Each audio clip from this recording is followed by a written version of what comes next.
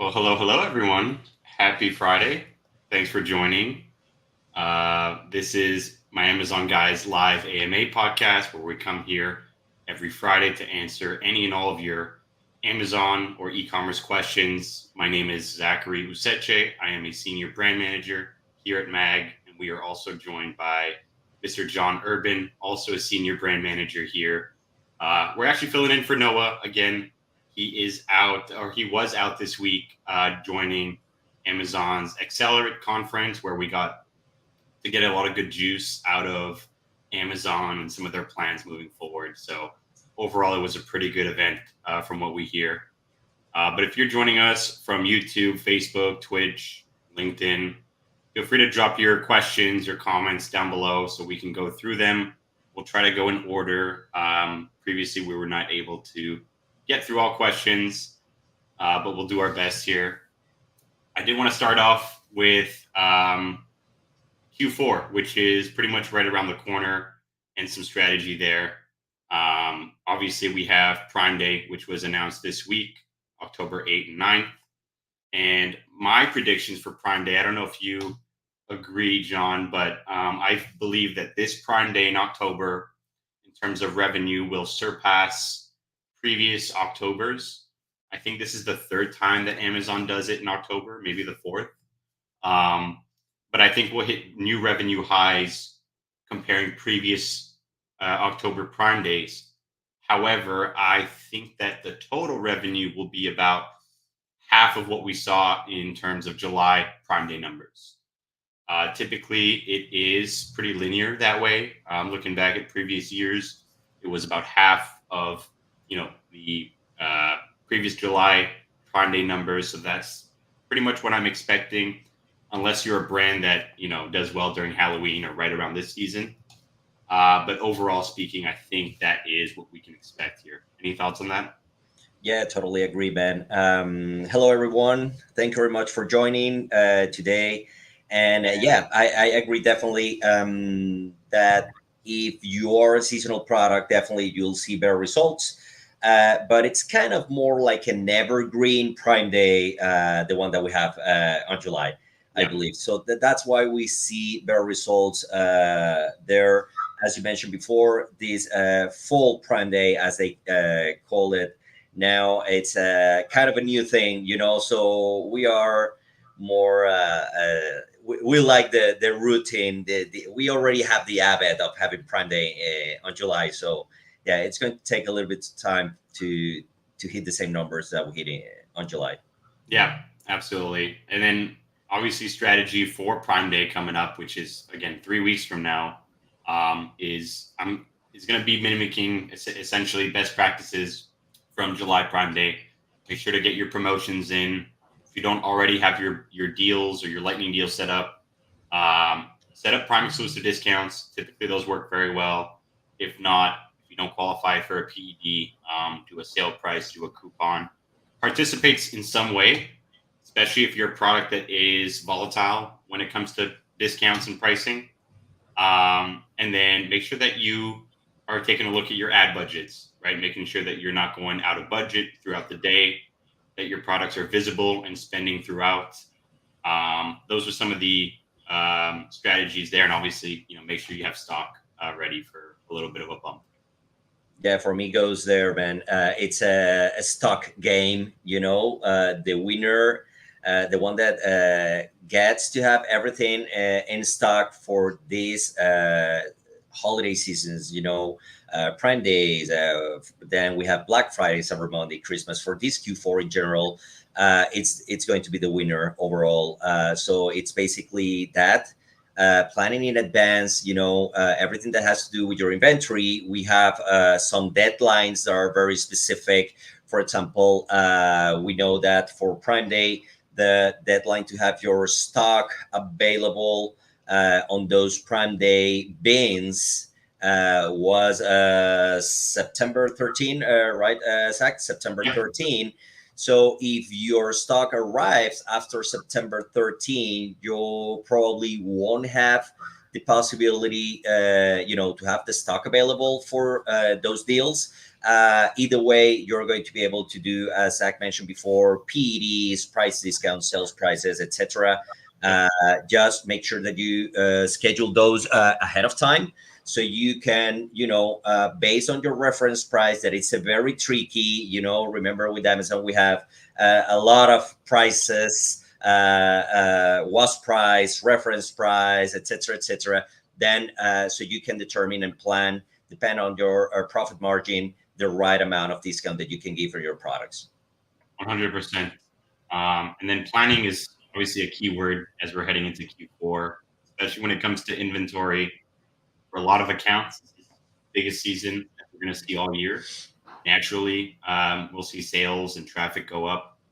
It's holiday shopping time, right? So people are shopping for not just themselves, but for family members, friends, and stuff like that. So plan ahead. Make sure that you have stock ready for your Q4 and strategy in place so that you can hit a home run this Q4 season. Perfect. And another thing I wanted to screen share just before we jump into some questions here, a new strategy update when it comes to brand tailored promotions. So brand tailored promotions, if you're not running this already, in our opinion, it's a no brainer because you get to target certain audiences like your cart abandoners or re-engage with any type of audience here. But for those of you that are familiar with this, the page has been given a new facelift. So when you go into create a promotion here, you can select the brand and you can now select your goal here, right? So previously it was just the audience segments and their respective audience sizes.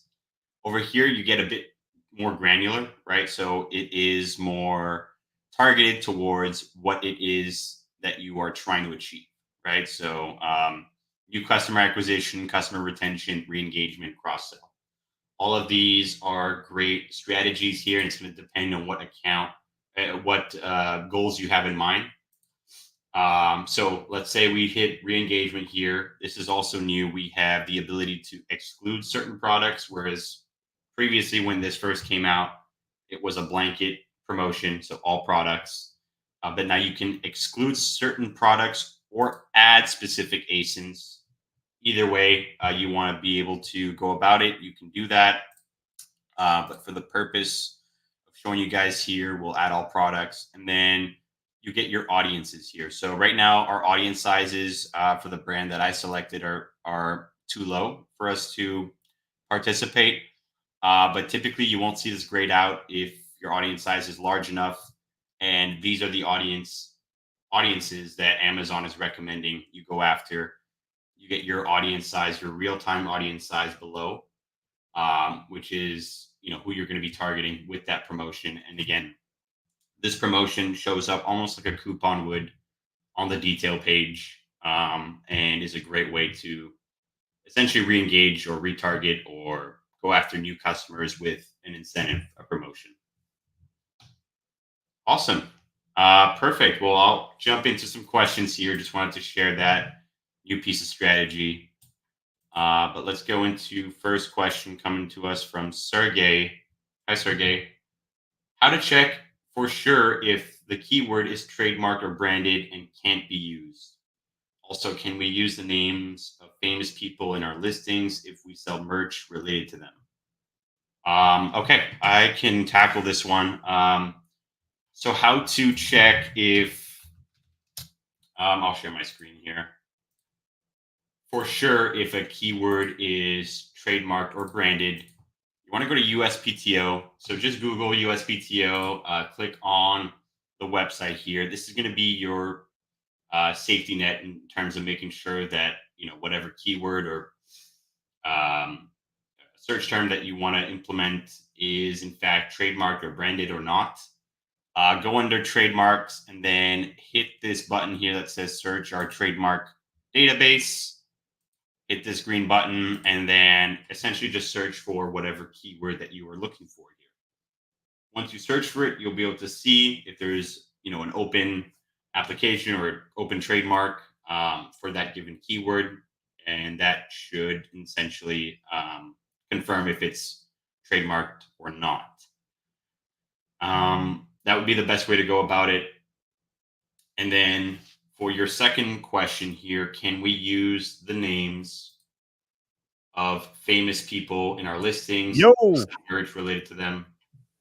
so we just ended another stream. We were teaming up with Todd Welch in the Amazon School News, and we just learned for the first time you can have 2 streams live at the same time. So we just ended the other stream. Hopefully, some of the audience follows us over to this stream today. Just wanted to say hi and recognize the unusual transition there for anybody that caught that. But you guys are in good hands today. We've got Zach and John, who are 2 of our PPC gurus and can ask and answer a lot of different Amazon questions and CTR questions and design and all that good stuff. So you guys, looks like you're already off to a good start here. You got lots of good questions coming in. Indeed, we do. Awesome.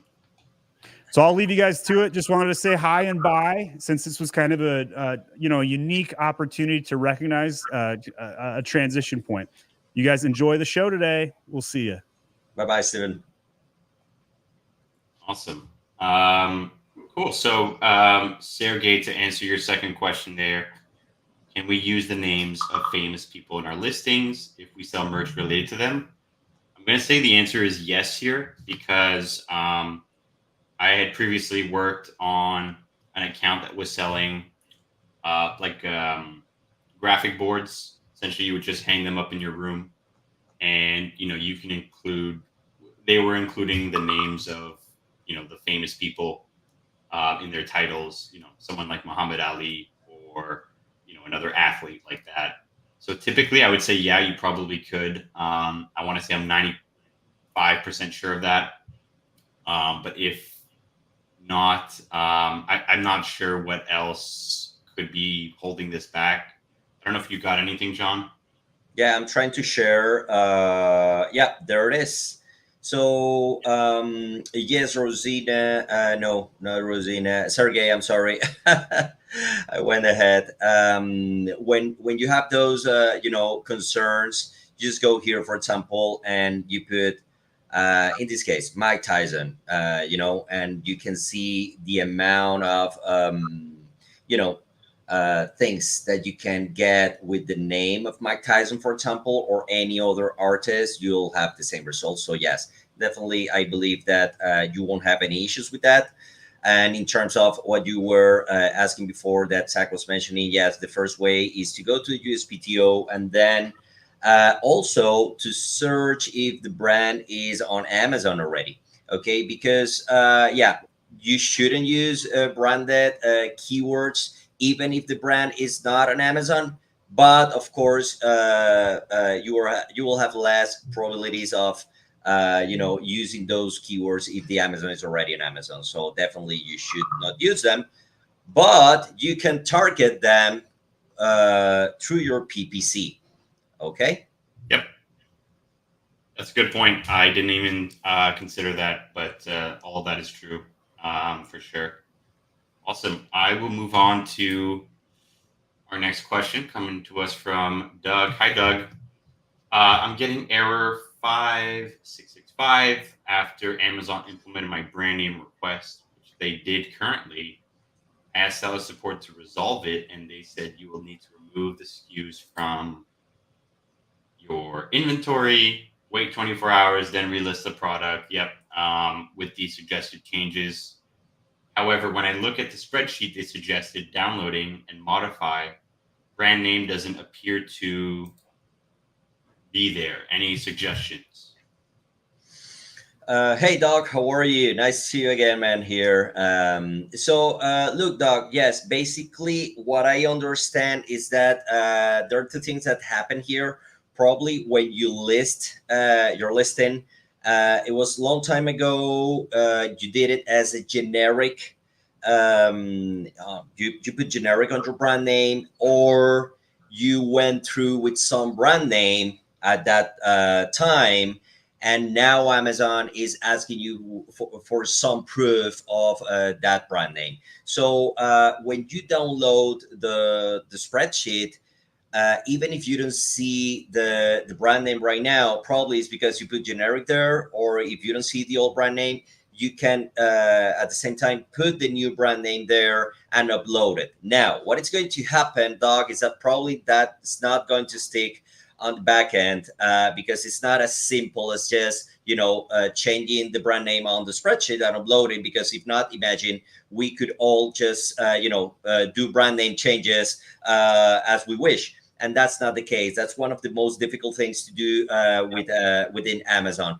So what you have to do is to open a case with seller support and tell them for the specific ASIN or SKU that you want to change your brand name. Okay, and you will have to send proof first, like real life pictures with the brand name and the logo on the product or on the package. It has to be printed or engraved. Okay, it cannot be a label or a sticker there. That's the first thing. And then if you have now your trademark, as Zach was mentioned before, register under the US in front of the USPTO, you will have to send also the file receipt that you get when you do your trademark register. Okay, so with those two things, you will be able to move forward with your brand name change, and then it's going to be a back and forth with seller support. I don't know if you have any other insights, Zach, here. I think you're spot on there. I would just follow exactly what John said, and look, at the end of the day, seller support is as helpful as they're going to be. But there's a lot of resources like forums that, again, have probably seen this error quite frequently. So for your specific situation, it might be helpful just to check that out as well if you don't get to a resolution quick enough with seller support. We all know the story with seller support. Unfortunately, it is the way it is, and they're only as helpful as they can be. But I think there's you're not alone here, Doug. Perfect. And we have another question coming to us from Doug here. Helium 10 is pretty expensive. Are there any lower cost alternatives you could recommend, especially when you only have a few ASINs? I'll jump in with my thoughts if you want to follow up after, John. Yeah, I think Helium 10 is expensive. It can be definitely expensive, but it depends on what you're using it for. That's what I would ask here. So what are you using Helium 10 for? If it's just for X-ray or market data, then there are other lower cost alternatives that you can find elsewhere that pretty much offer the same software and service there. But if you're using, all the other tools that Helium 10 has to offer, then there are some alternatives. I just don't know if they're necessarily lower cost alternatives. But again, for market data, for any plugins that you have on your Chrome that you'd be looking for when on the Amazon front end, there are other tools out there like Keepa, like Jungle Scout. I'm blanking on a few others, but there's plenty options for sure. It would just depend on what you're using it for.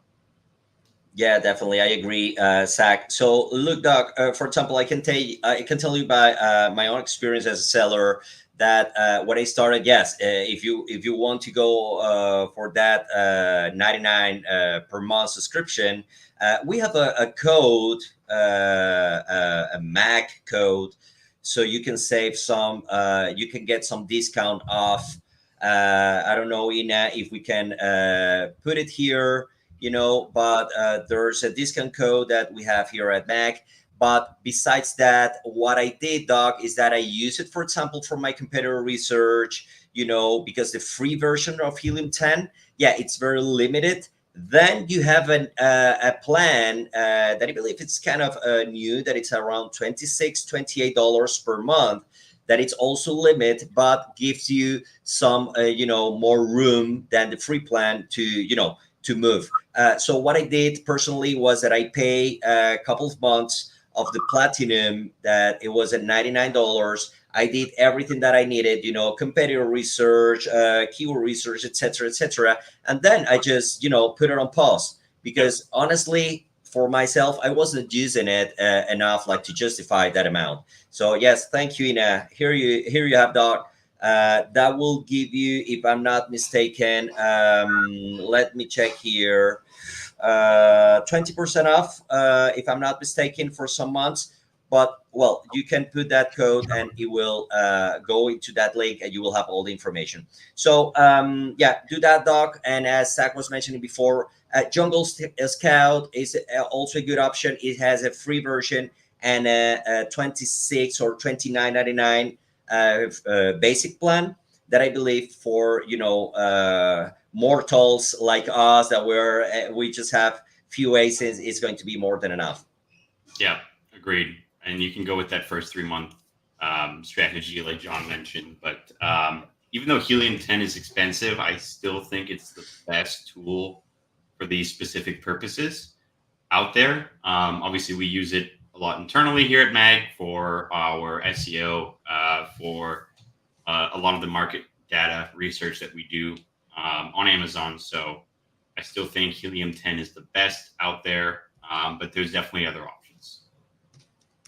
Perfect. I'm going to jump into another question coming to us from Minimalist Cards Co. What are your thoughts on purchasing from a local supplier, higher unit cost, or purchasing from overseas? How important is the country of origin? Okay. Any thoughts on that, John? Yeah, definitely. It's a great question, Minimalist. Thank you for this. Yes, definitely. The country of origin, it's super important, especially, I mean, it's going to be a category thing. For example, let's talk about supplements. Okay. Are you going to buy a supplement if its country of origin, it's China? Or do you prefer a supplement to put something inside of your body, that it went already through the FDA and it's made in the USA, so that kind of answers your question. Okay. But maybe if you're going to, I don't know, buy a bike rack, or something for your home, I don't know, you don't care if it's made in China. I don't know. You're going to buy a rock. What do you prefer, Zach? Made in India rock or, So I like to use the garlic press or supplements example, like you mentioned. So like a garlic press, hey, if it does a job of pressing your garlic, then you don't really care, or don't. It's not as important the country of origin, right? As long as the product does what it's supposed to. But again, if you're taking something like a supplement, you want to know that it is locally made. So having a USA flag or a tag somewhere on your listing showing that it's made in USA and that it's part of your marketing typically sees a lot of a higher CVR than a listing that doesn't, right? So I'm going to say, to answer your question, it's going to depend on your product.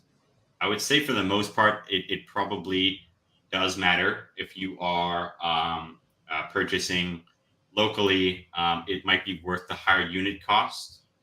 But again, it's going to depend on what exactly you're selling. So again, I use the example of the garlic press, the supplements. One doesn't really matter, but one obviously is a huge factor. Yeah, and also, Minimalist, as you're saying, you have that thing with the unit cost. Okay, when you're going to buy from a local supplier, maybe you will have more freedom to work on the MOQ, the minimum order quantity. Yep. It's going to be easier because it's going to be accessible. You can go to the manufacturer, you can talk to him, and have a better agreement in terms of how you're going to build your product, or what is it exactly that you want. When that's what you're going to pay a higher cost per unit. Then if you manage to deal, if you're willing to deal with let's talk about China, then you will see that one of the most difficult processes of selling, for example, private label, if you want to buy in China, it's dealing with the suppliers. I've come up with 10 incredible ideas to sell on Amazon, and then when you go to China, you hit that wall of, yes, of course, sir, minimum order quantity has to be 20,000 units, and then you have to start with $50,000, and it's like, oh, okay, then you have to go back to your R&D phase again. So it depends on what type of product. how much time do you have to deal with the suppliers, with Chinese? Okay, and yeah, and then from there you'll have to evaluate your costs and see what it's worth it for you.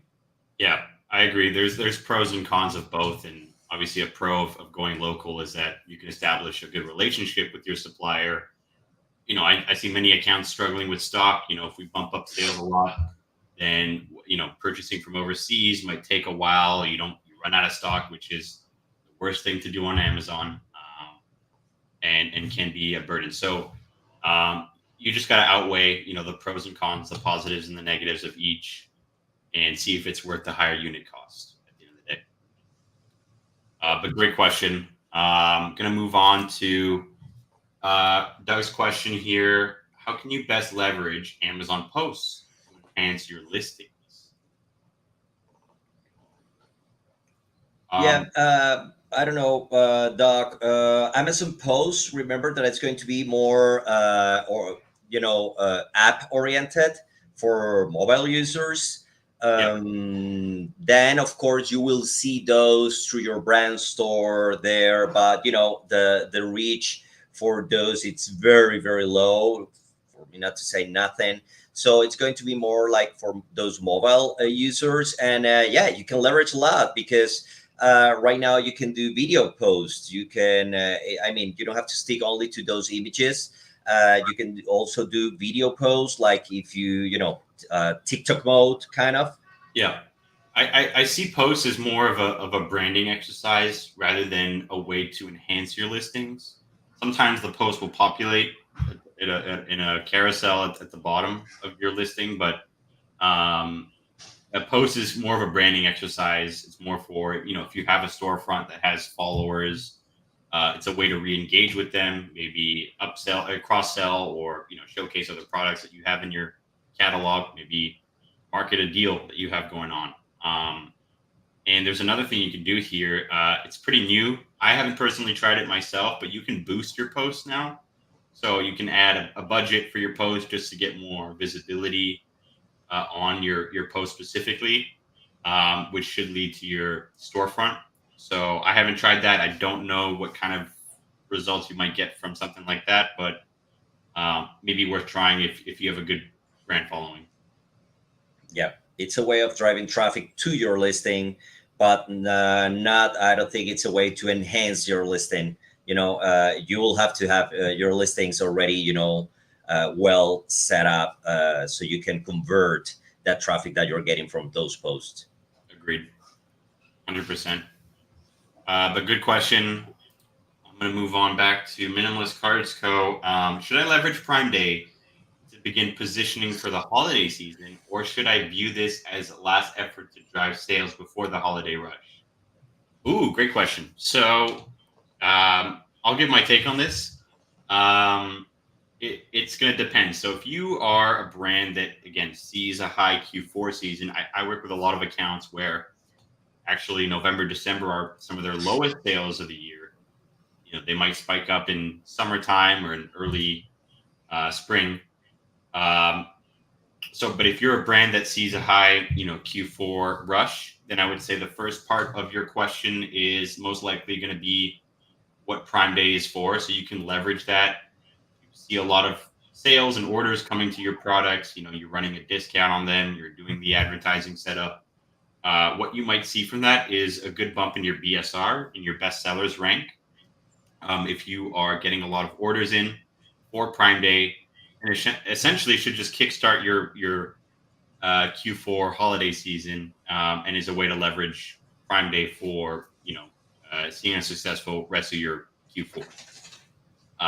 And then for accounts that don't see a big holiday rush in Q4, yeah, you can view this as a last effort to drive sales if you're not expecting a holiday rush. So if you're expecting a holiday rush, use Prime Day as a way to leverage momentum and growth for your products. If not, use it as a last effort to drive sales, push through your stock before your season dies down, if that's the case for you.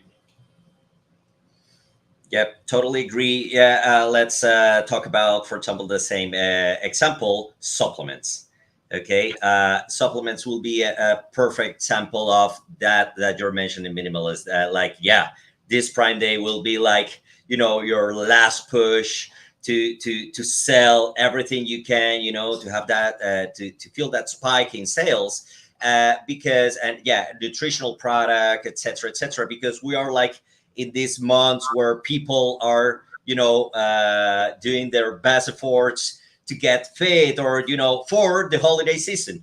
It's precisely, but then you hit November, December, and everybody is more like into, yeah, the presents, holiday, and people is not hitting the gym, you can say, for example, like they can be doing it now, or in January, where everybody wants to start a new diet or a Yeah. new life, whatever. You know what I mean? So yeah, that would be exactly the case. If you're launching a product right now, of course, talking about evergreen products, Prime Day could be a way of impulsing, your sales, your ranking, getting that traffic. I like to think of these,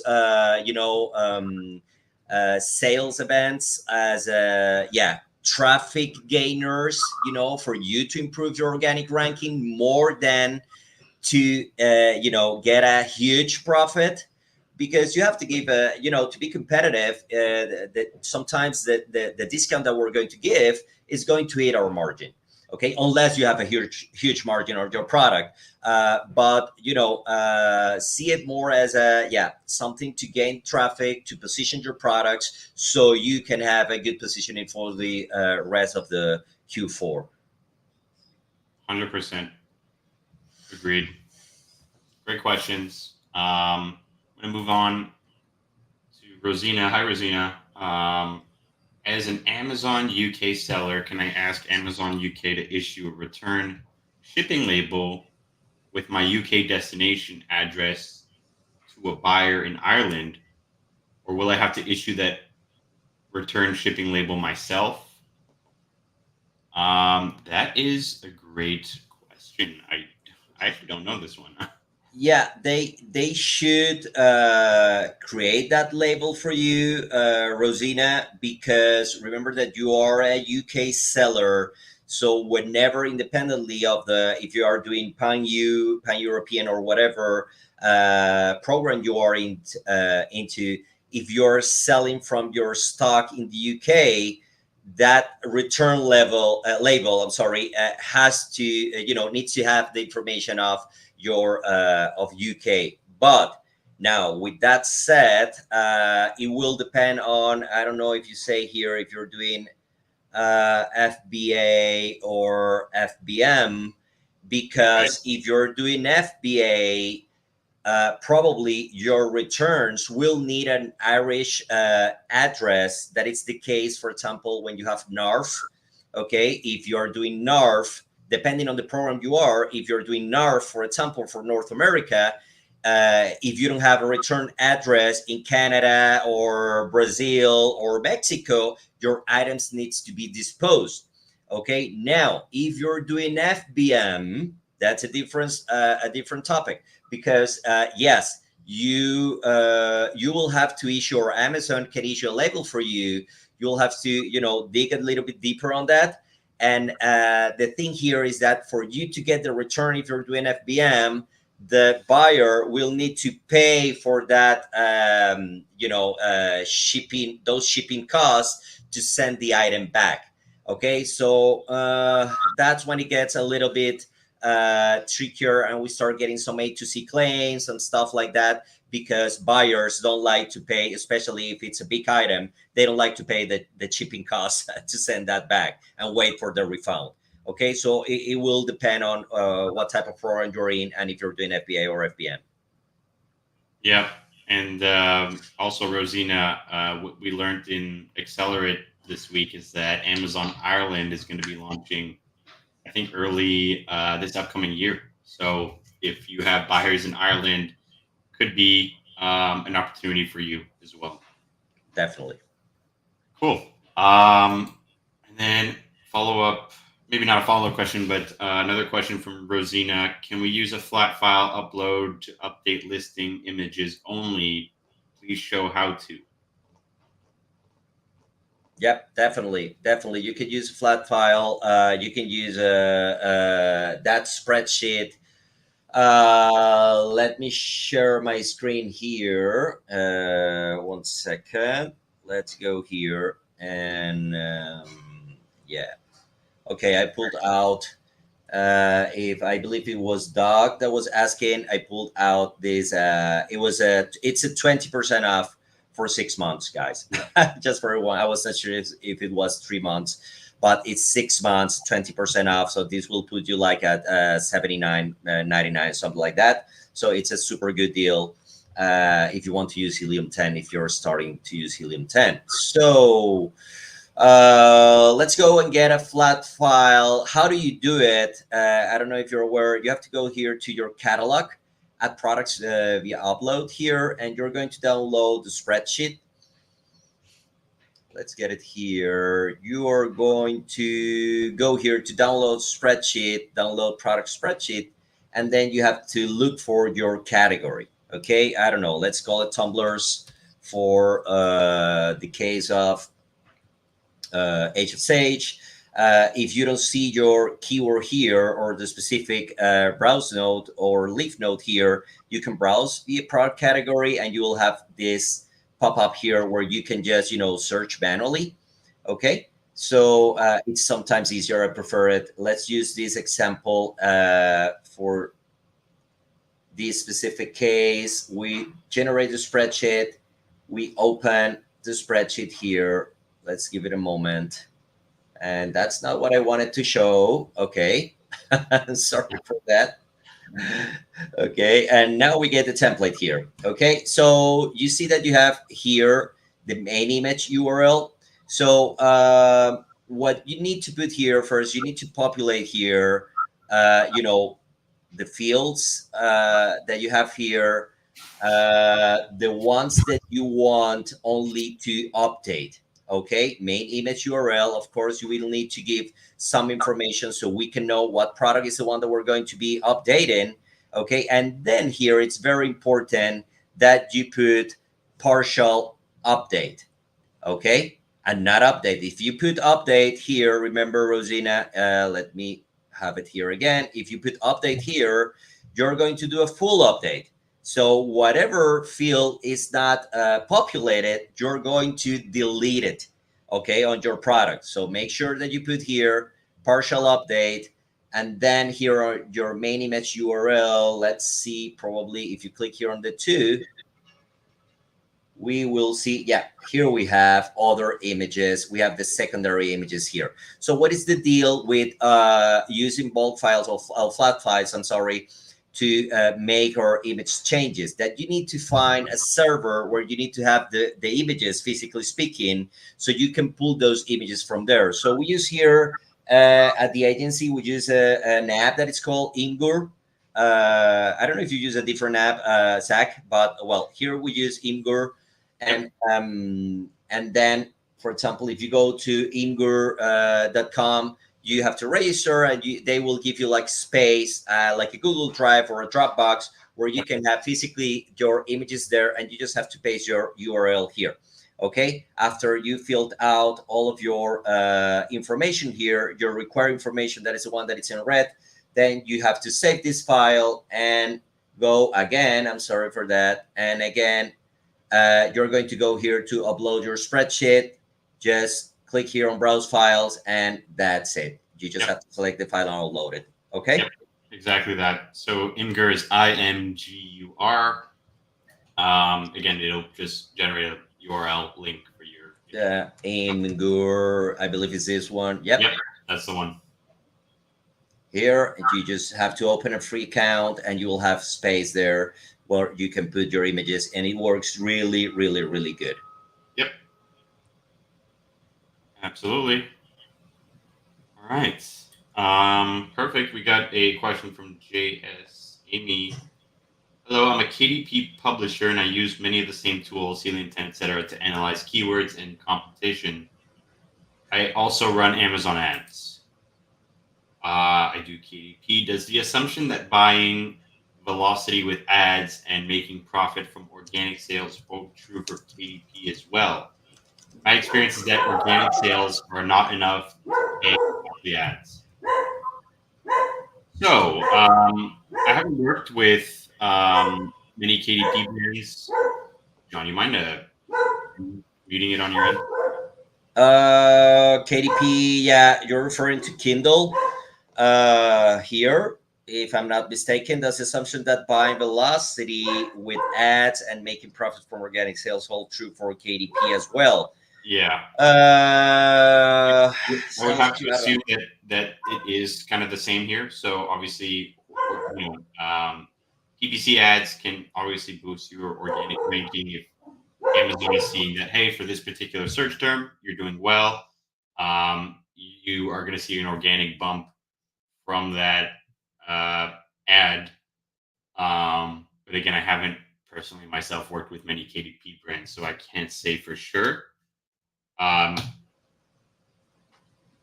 But yeah, we'll have to dig deep on this, Amy.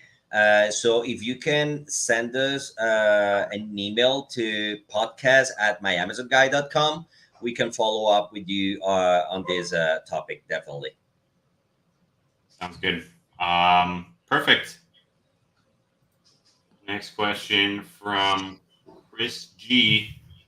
Hello, when you first launch, is your product supposed to be shown on the first few pages, aka the honeymoon phase? I can tackle this one. So yeah, obviously, so not necessarily, right? Honeymoon phase essentially is when you're first launching your product. Typically, Amazon gives you a little bit more visibility than you would any other product, just because it's new and they're trying to get eyes on it to see what sort of conversions and sales that you'd be getting here. So it's going to be really important that when you first launch, first of all, you build out a listing from head to toe with great images, good copy, SEO, do your research on that, and then set up your PPC campaign. So really try to splash out in the beginning of this honeymoon phase, and make sure that you are launching with an attractive price point, which you can then work up towards your target price down the line. But is your so to answer your question specifically, is your product supposed to be shown on the first few pages? Sometimes, right? So honeymoon phase is not set in stone. It is just a phase, a 3 to 4 week period, and when Amazon typically gives you a boost in visibility for your products, but you have to make sure that all of your appropriate keywords in your listing is included. Do you have any thoughts on that, John? Yeah, definitely. Chris, yes. So look, it's not that you're going to launch your product and Amazon is going to put it on the first pages. The only way you're going to get to the first pages is through advertising. That's the first thing. Bidding higher than your competitors. Bidding higher than your competitors on the right keywords. Okay, that's it. That's more accurate, and getting sales. Okay, so how are you going to get sales when you're just launching in front of competitors that have been on the space for years and have thousands of reviews? Well, the first driver is going to be PPC. Okay, what Zach was mentioning before, when you launch, you need to have everything in place in terms of your creatives, your SEO, your backend search terms, your front end search terms, copies, title bullets, a description, A+ content, everything that you can. You need to have it ready, and then through your keyword research, target the right keywords. That will depend on your budget, because if you want to go for the broader terms, okay, that's going to be very expensive. So it will depend on your budget, because maybe, I don't know, I sell dog harness. If I want to bid for dog harness like that, the CPC, the cost per click, is going to be huge. But if you have the budget and that's your goal, then you will have to spend some money and get a specific amount of sales for Amazon to make you, to make you relevant for that keyword and start moving you, okay, in the first places on the first pages. Yeah. But then maybe for a different keyword, you're going to be in the last place. So you know what I mean. So that will depend on those keywords that you want. It's a pay to win platform. So first, you need to understand what are your most relevant keywords, the ones that you can afford, and then start bidding on those keywords and see if you get the sales for you to move places until you get the first pages. Exactly. You need to show Amazon essentially that you really care about this launch and you really want to get it out there. So Amazon won't just put your product on the first few pages without you actually paying and participating to play. So again, set up your listing, get your PPC running, and that should kickstart your honeymoon phase. Perfect. We got a question here from Magnus. Hi, Magnus. What is going on with Vendor Central? And is the first round of the purge of vendors just the beginning? We haven't received the letter, but we have noticed quite a few of our SKUs down. Both John and I work on vendor accounts. Obviously, we had some news come by us last week, 2 weeks ago now, that a lot of vendors, were shut down and given a notice that, hey, we're not going to do business with you moving forward. Steven and many others on our team have predicted that vendor, long time ago, that vendor was eventually going to essentially crawl down to zero. And I think that Amazon is going to eventually cancel the program entirely and shift all sellers into Seller Central. So yeah, I would say this is just the beginning, honestly speaking. I wish I could be more optimistic there, but one thing that I'm also noticing is that vendor SKUs are down, less POs coming in, less order quantities. Just to offset that, though, what I would recommend, Magnus, is have a Seller Central account set up.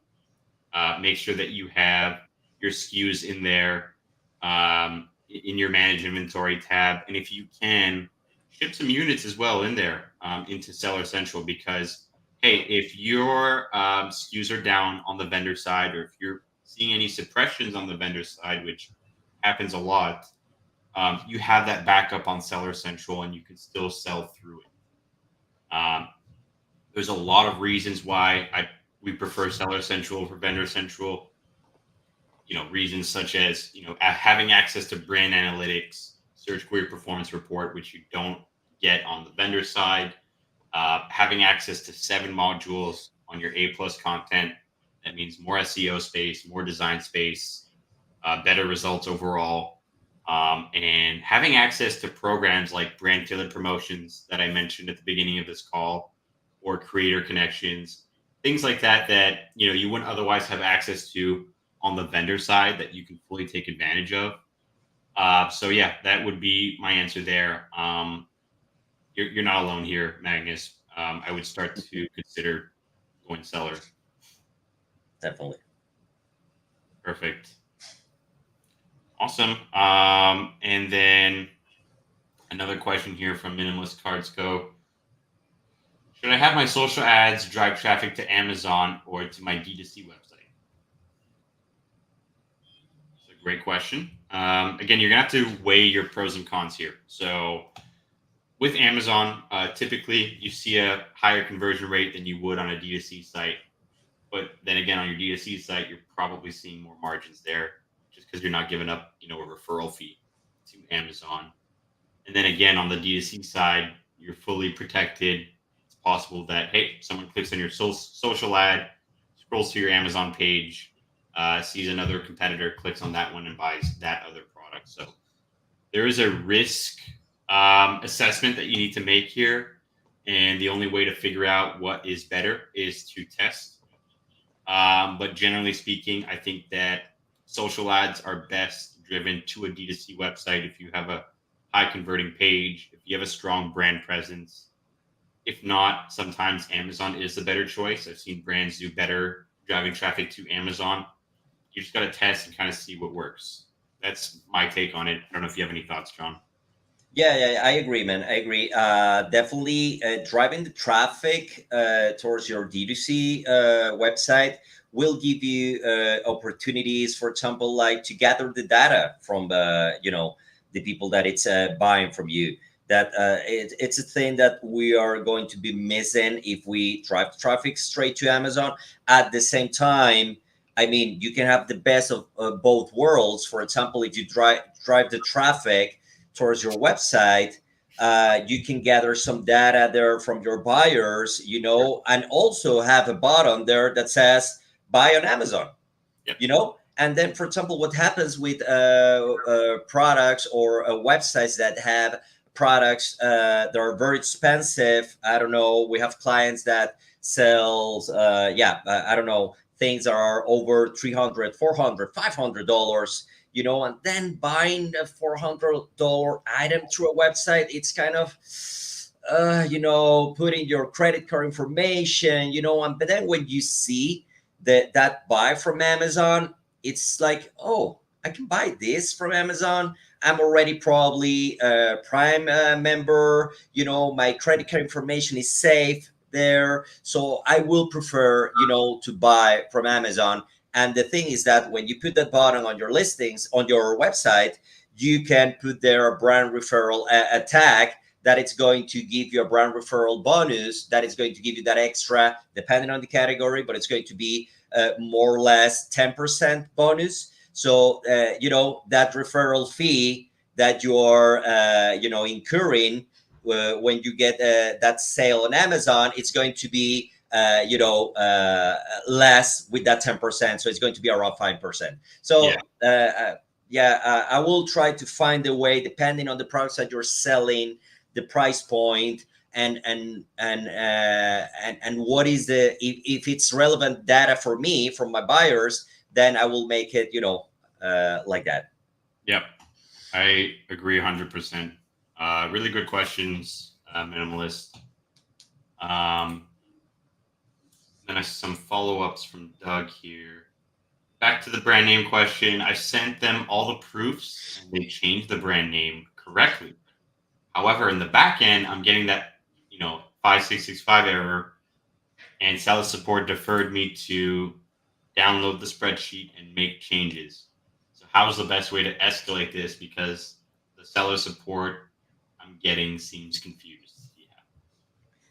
Yeah, Doc, in this case, if they already made the brand name change, but it's not sticking on the back end, then probably you have to do a delete release process, because as you've been for so long with the other brand name or generic as part of the brand name, then that's what's sticking, on the first contribution on the Amazon system. So they ask you to do a delete first for, it's like a reset process of that information. You wait 24 hours and then you relist with the same information, doing it usually works better with a full update. As I was showing before, instead of putting partial update, you're going to put update.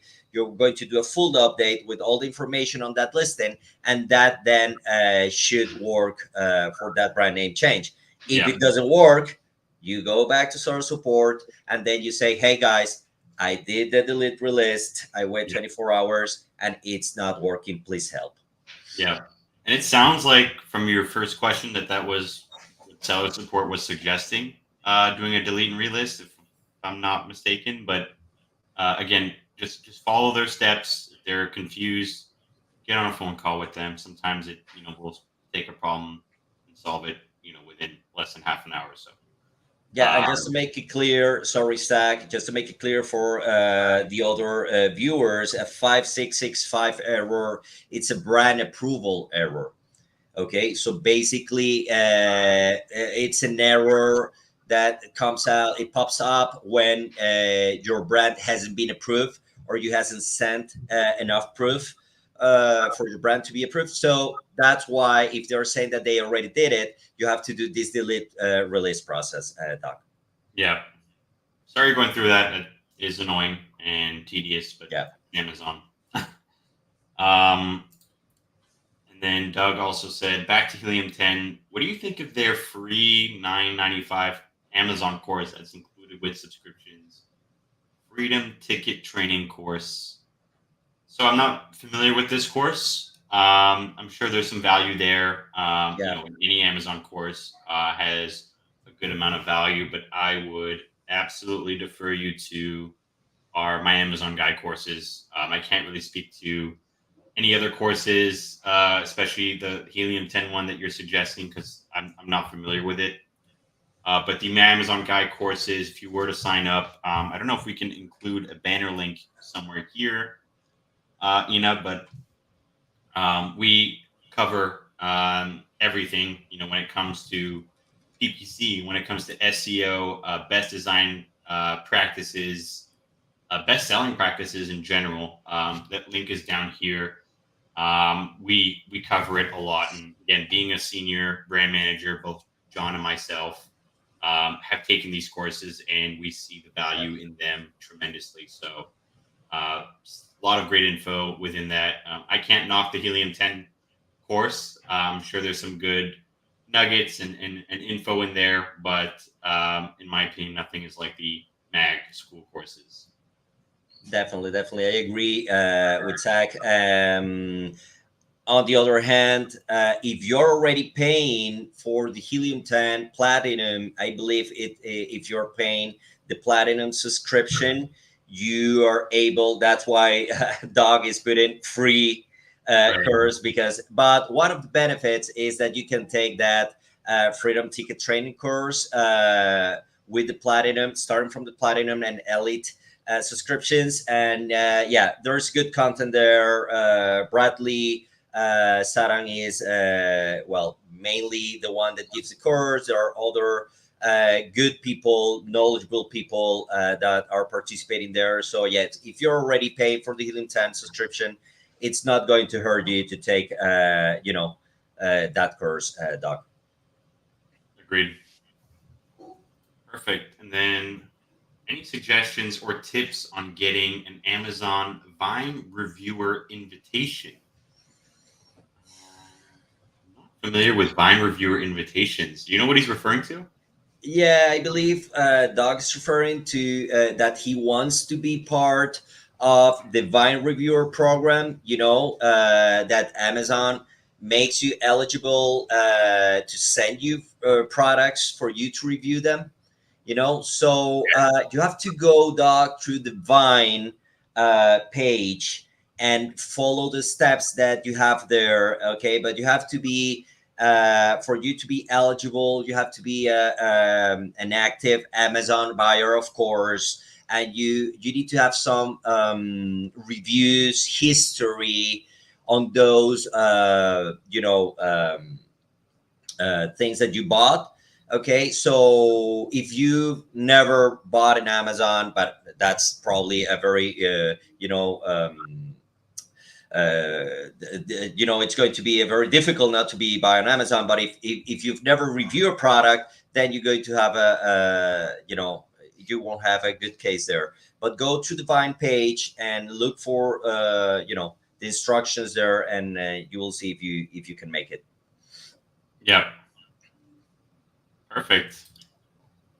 Hi, Dan. Dan says, is there a way to do video ads solely on Twitch and avoiding other platforms, just as Prime Video, etc.? And have you had any experience with it? I haven't personally, but I know that there is a way, if I'm not mistaken. And there's also some advanced courses that you can take for this kind of advertising. But yeah, I think there is a way to do that. Any experience with that, John? No, I haven't done it personally, but I agree with you. I know that you can do it. I haven't done it personally, so I cannot talk based on my experience. But yes, you should be able to do it, Dan.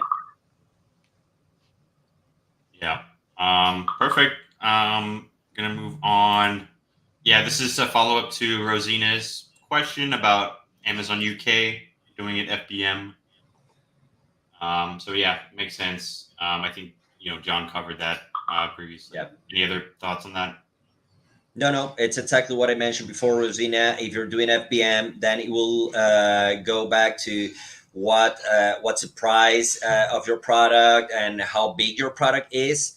I won't see any issues, with the returns. If it's a small product that the buyer is willing to get their refund, and they don't care, about the shipping cost. But if it's a big product, then it's kind of complicated. You will have a lot of A to C claims, and usually the buyers, for them to get the refund, are going to be, most of the time, based on my experience, lying about the reason why they're returning the product, so they can save on those shipping costs. Yeah. All right, perfect. Gonna move on to a question from Jacob. How can I use an already used SKU for a different ASIN? Support says it's not possible. I actually don't know what you mean, but it doesn't sound like it's possible to me either. No, you cannot reuse a SKU, Jacob. Once that SKU is used and assigned to a specific ASIN, you cannot reuse it. There's no way. There's no way at all. Not even creating a case, nothing. You have to create a new SKU every time. Yep, agreed. Yeah, so I just got that question. Agreed. There's going to be no way to do that. Support is right in this case. Yep. Which is not always the case, right? All right. Paul says, "Hello, guys. Hi, Paul. Please tell me why the buy box could disappear overnight on all listings in the US, despite the fact that in Canada, all the same products have a featured offer. We sell FBM only." Lots of reasons.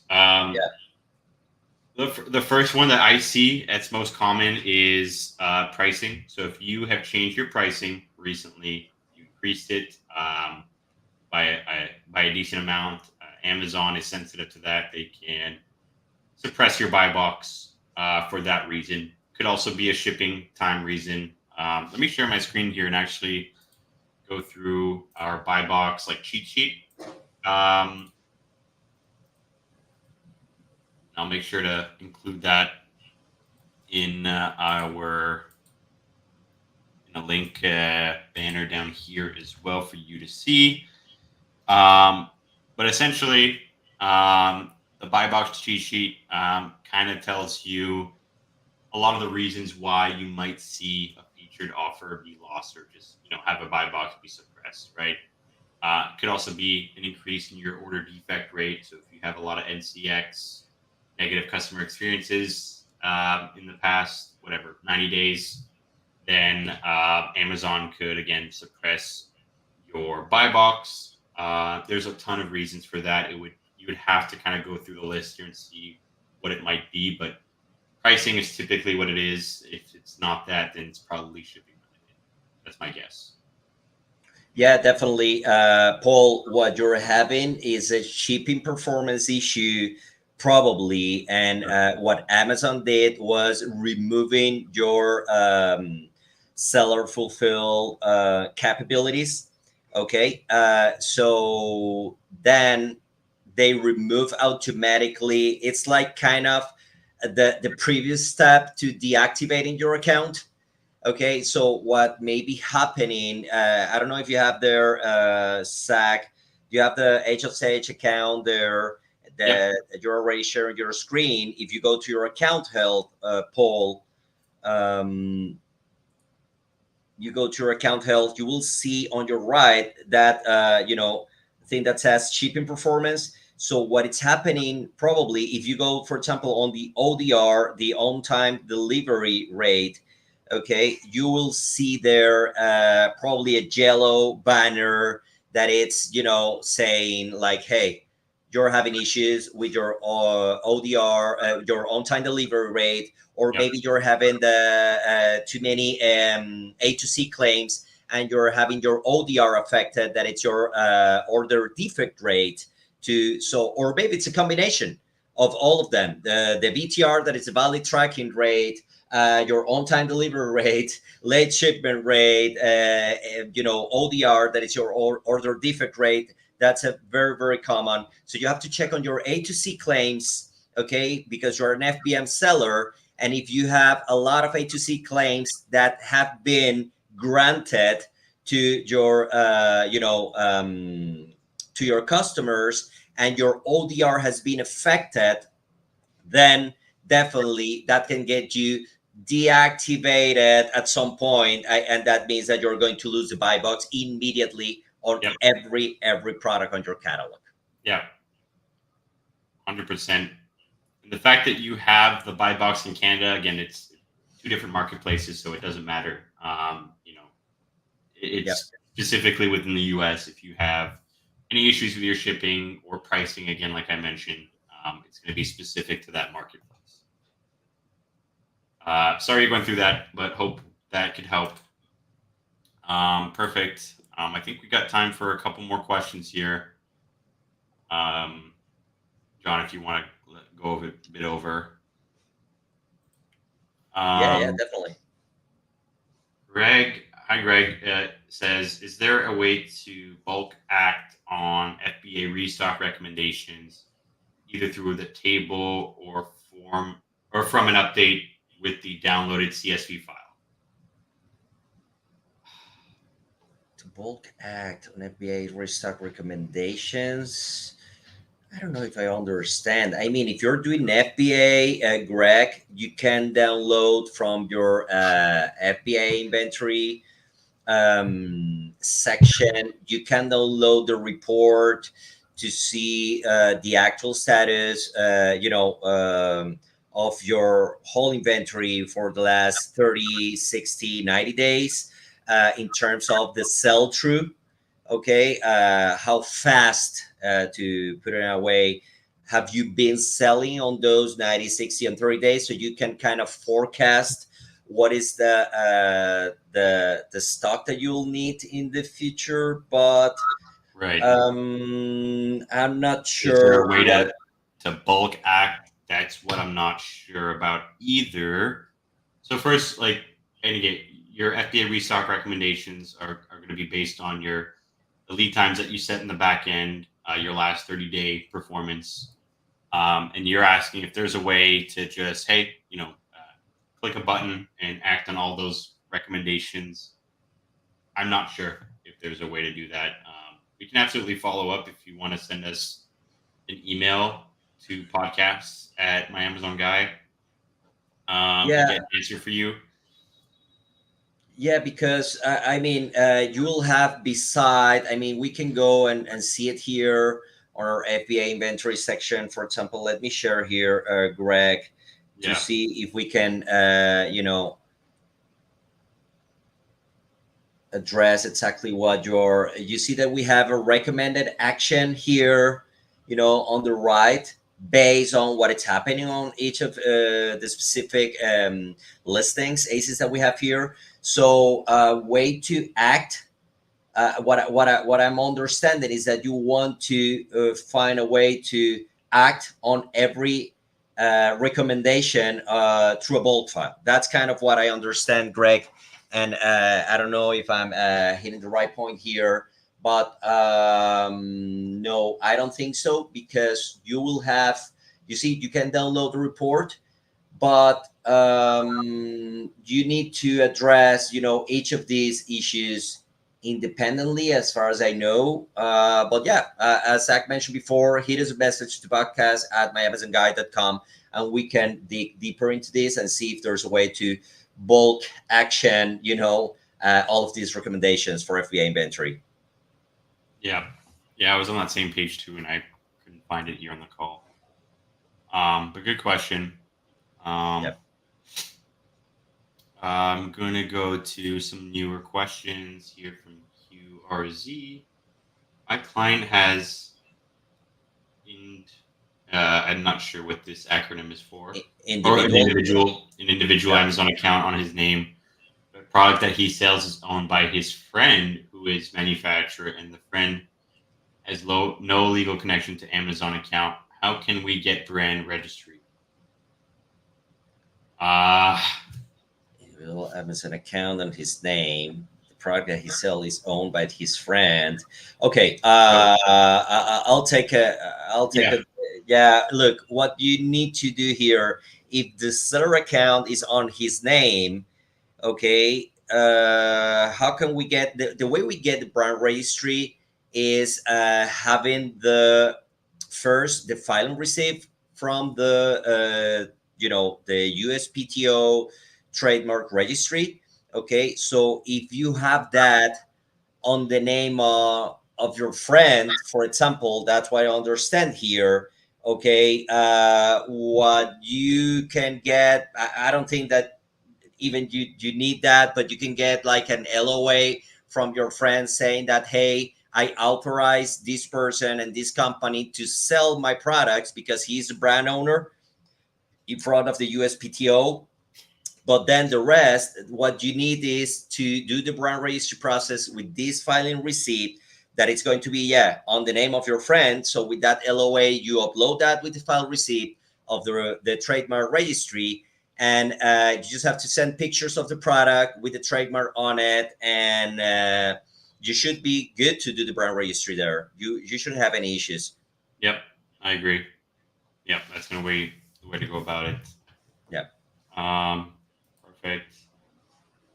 Doug says, when you do the delete relist, what happens during those 24 hours? No sales? Is there any vulnerability to losing control of your ASIN? No sales, Doc. It's going to be deleted. It's not going to be there. So yes, you will have a drop down in sales for 24 hours, and no way to losing control on your ASIN if you are the main contributor. So don't worry about that. It's a super safe process. We've done it.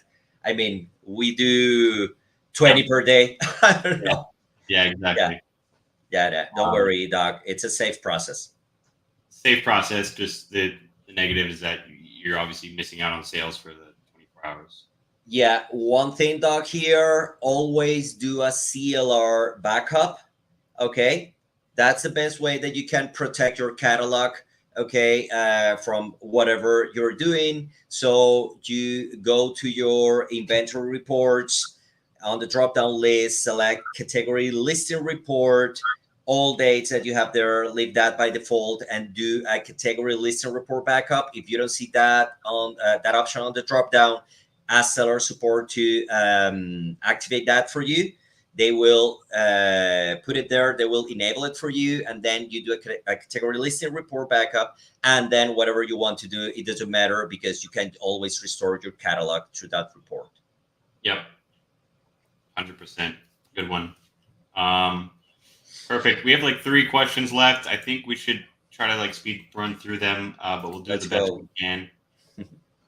Von Hugh says, I'm having issues uploading new products via spreadsheet for my handmade business. Says it was successful, but then the products aren't showing in inventory. Multiple at 10 hits my upload limit. That's strange. I guess here probably try to do it manually as a backup. I'm not sure why it is showing as successful and the products aren't showing up in the inventory section. Maybe it needs more time. I'm actually not sure what to do in this case, but the backup would be try manual, see if that works. Yeah, if you're maybe you are trying to create a lot of products at the same time, you will have you definitely should have a batch ID, Vaughn, for this upload that you did. So, and especially if it was successful, so you can create a case with seller support and send that batch ID number, okay, for them to dig deep into it. Okay, so make sure you get that batch ID, and yeah, you should be good to go. They will lead you, to what is that you have to do next. Agreed. Awesome. And then Dan says, I recently moved our manufacturing to a different country. When I try to change in backend, it's locked. Is there a way around this, or does it even matter? Thanks, guys. Probably doesn't matter in my opinion. up to you though. It's more for you if you wanted to kind of segment that. But yeah, if you switch manufacturing and that is locked in the back end, there is a way to change that through, again, seller support cases. But does it matter? No. I mean, the front end is still the front end. If it's just that manufacturing will sometimes, that attribute will populate on the product detail page. So if that is important to you, then definitely push seller support to change it. Otherwise, not a big difference in my opinion. Yep, I agree. Perfect. And then Paul says, thanks, guys, for your answer regarding buy box. Of course, I have 100% on-time delivery and VTR, lower prices than on vendor, good account health, and all from buy box sheet metrics looks okay. Featured offer just disappeared. Yeah, go through the list, the cheat sheet that we had mentioned. Double check everything, but you said, yeah, you mentioned here that buy box sheet metrics looks okay.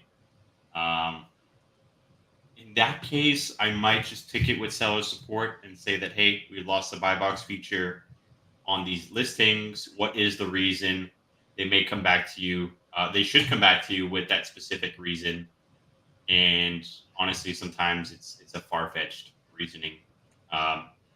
Another reason that could trigger this, just thinking out loud here, maybe if you have it priced cheaper outside of Amazon, something on Walmart or on a D2C site, could trigger the buy box to be lost here. So what I would do, Paul, is just test with one of your products a lower price. Put in a lower price, update it on the back end. Make sure it's live. See if that unlocks the buy box, and if that's the case, then that is what you kind of need to do to unlock the buy box for the rest of your products.